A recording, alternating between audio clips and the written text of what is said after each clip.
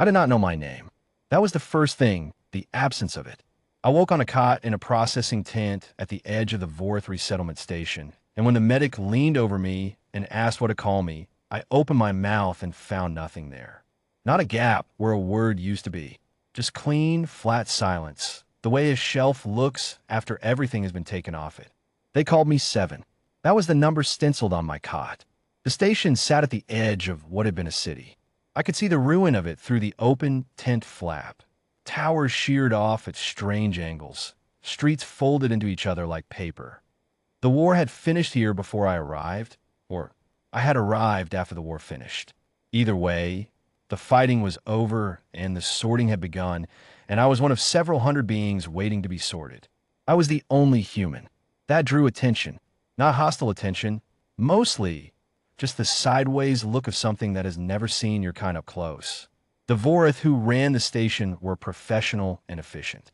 They gave me fatigues that almost fit a canteen, a ration pack, and a small laminated card that said unidentified /human/male/approximate age 34 to 38 in 6 languages. I kept it in my breast pocket. It was the most complete description of me that existed. The medic told me I had been found in the collapse of a relay outpost 2 kilometers north.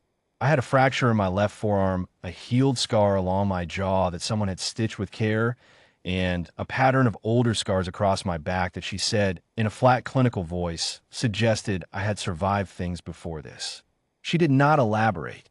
I did not ask her to. What I had, besides the fatigues and the car and the canteen, was this, a habit of waking before the others, a way of standing near doorways, the knowledge, arriving without context, that I could field strip a pulse rifle in the dark, and a feeling, not a memory, but something older than memory, that I was waiting for something I could not name, the same way you wait for a word that won't come. On the 3rd morning, I was sitting outside the tent in the early pale light, eating from the ration pack, watching the queue form at the intake desk when the shuttle landed. It was a small craft, diplomatic class, the kind built to move without attracting notice. It sat down on the far side of the processing yard, and 3 figures stepped out. 2 were aides in plain, traveling clothes, carrying the flat cases that meant documents. The 3rd wore a cloak the color of storm cloud, hood up, head down, moving like someone accustomed to being watched and choosing not to be. I didn't watch her. I went back to the ration pack. A few minutes later, I heard footsteps stop. I looked up. She was standing 4 meters away, hood still raised, and she was looking at me with an expression I couldn't read, except that it had stopped her mid-stride and appeared to have stopped her breathing as well. Her skin was deep blue-gray, the color of sea at dusk. Her eyes, where the light caught them, were amber, a warm metallic gold, the kind that holds light and gives it back slowly. She was holding a document case against her chest with both hands, and the knuckles had gone pale. One of the aides murmured something at her shoulder. She didn't move. I set down the ration pack. I didn't know why. Something in the stillness of her required it. "Can I help you?" I said. Her mouth opened, closed. She looked at my jaw, at the scar there, the one the medic had mentioned, then at my hands, then back at my face. She made a sound that wasn't a word, more like the first syllable of a word that had no ending. "I'm sorry," I said. I don't have a name right now. They call me 7. I was found in the relay collapse north of here." She closed her eyes. When she opened them again, they were wet, but she held them steady. She had the composure of someone who had learned, at cost, to hold things steady. "Run," she said quietly. The word landed on me like a hand on a shoulder. Not familiar, not a rush of memory, nothing cinematic or complete, just a settling. The way a door sounds when it finally fits its frame. "Is that my name?" I asked. "It is what I called you," she said. Her voice was careful. She was being very careful. "You may not remember it." "I don't remember anything," I said. "The medic said it may come back." "It may not." She nodded once, slowly, as if she had already prepared herself for both possibilities and had arranged herself around them. "How long?" I asked. 7 years, she said, since the outpost was destroyed. We were told there were no survivors. She paused. I believed it. I had reason to believe it. 7 years. 7. They put the number on my cot, without knowing. I looked at her for a moment. "Who are you?" I asked. The aide at her shoulder shifted, the smallest protective movement. She put a hand up once, and he stilled. "My name is Vaithra," she said. I was the queen of the Eshenreach. I came to this station because the resettlement records flagged an unidentified human male, and I have been following those flags for 7 years. The silence between us was not uncomfortable. It was the silence of something that has been a long time in the dark, now having light on it and needing a moment to adjust. "You don't remember me," she said. It was not a question, but it was not a closed thing either. She left it open. "No," I said. "I am sorry." "Don't be." She said it steadily. "You are alive. That is more than I was given 7 years ago." Something moved through her expression and was controlled before it could become anything larger. "I will not ask anything of you. I only needed to see for myself." She meant it. I could see that she meant it.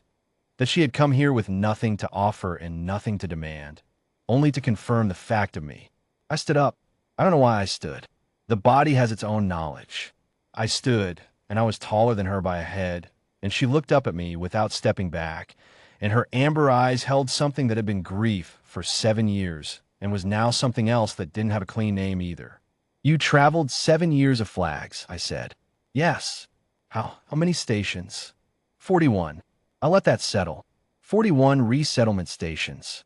7 years of a name stenciled on a cot. "You came alone," I said. I meant, without a fleet, without a declaration, without the machinery of a queen. "I came as myself," she said. "There is a difference." I thought about that. Then I said, "Tell me something about him." The person I was. She was quiet for a moment, not hesitating, choosing. "You used to wake before me," she said finally. "Every morning. I would open my eyes, and you would already be sitting at the window with your tea, watching the light come. When I asked you once why you woke so early, you told me it was because the first light of any morning was the one that proved the night hadn't one." I felt something move through my chest. Not a memory. Not yet.